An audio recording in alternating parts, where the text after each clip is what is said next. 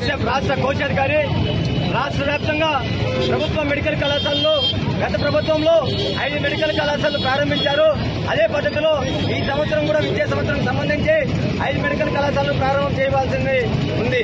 కానీ ఈ ఎన్డీఏ ప్రభుత్వం అధికారంలోకి రాగానే ఒక మాట చెప్పి, రాకముందు యువగలం పాదయాత్రలో ఒక మాట చెప్పి, విద్యార్థులను వారి యొక్క తల్లిదండ్రులు ఓట్ల కోసమే మాటలు చెప్పినట్టు ఉంది చూస్తుంటే.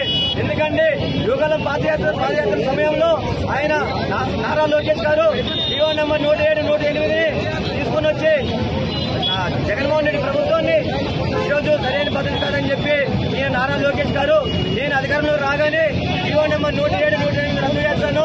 ఏదైతే 5 మెడికల్ కళాశాలలు నూతనంగా ప్రారంభం కాబోతున్నాయో ఒక్కొక్క కళాశాలలో 100 సీట్లు, 500 సీట్లు మెరిట్ బేస్ లోనే నియమిస్తాము. ఏబీసీ కేటగిరీ రద్దు చేసి ఏదైతే బి కేటగిరీ సంవత్సరానికి 12 లక్షలు, సి కేటగిరీ సంవత్సరానికి 20 లక్షలు ఉన్నాయో ఇలాంటి కార్పొరేట్ విద్యా విధానాన్ని మేము రద్దు చేస్తాం. మా ప్రభుత్వం రాగానే అందరికీ మెరుగైన విద్య, ఉచిత విద్య అందిస్తాం. పేద మధ్య తరగతి విద్యార్థులకి మేము వాళ్ళ పక్షాన్ని నిలుస్తామని చెప్పినటువంటి ఎన్డీఏ కూటమి నారా లోకేష్ గారు మాటలు ఏమైపోయాయని చెప్పి ఈరోజు అఖిల భారత విద్యార్థి సమైక్యగా మేము అడుగుతున్నాం.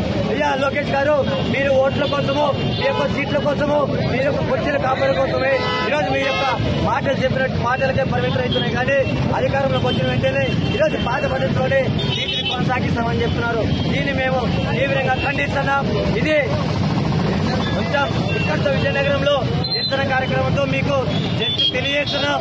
లేని పక్షాన దీని యొక్క జీవో నెంబర్ 107, 108 రద్దు చేయకపోతే రాష్ట్ర వ్యాప్తంగా కూడా ఏఎస్ఎఫ్ ఆధ్వర్యంలో పెద్ద ఎత్తున ఆందోళన కార్యక్రమం చేస్తాం అని చెప్పి ఈ సందర్భంగా తెలియజేస్తున్నాం. ఇంకోటి కూడా మీరు గమనించాలి, మాకేమో ఏఎస్ఎఫ్ ఇదే కొత్త కాదు. అరెస్టులు, కేసులు, ఆందోళన కొత్త కాదని చెప్తున్నాం, హెచ్చరిస్తున్నాం. ఎందుకంటే విజయవాడ కేంద్రంలో ఉన్నటువంటి ఎన్టీఆర్ హెల్త్ యూనివర్సిటీని కూడా ఒట్టివేసినటువంటి చరిత్ర ఈ ఏఎస్ఎఫ్ ఉంది.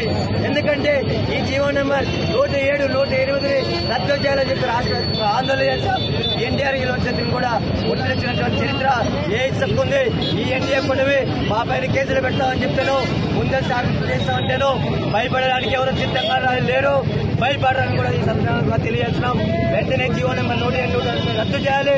విద్యార్థుల పక్షాన విద్యార్థుల జీవితాలకి భావితర భవిష్యత్తులో ఎవరైతే వాళ్ళు ఈరోజు మేము డాక్టర్లు కావాలని కళ్ళ విద్యార్థులకి అన్యాయం చేయాలని చూసి ఎన్డీఏ కూటమి ఆలోచిస్తుంది.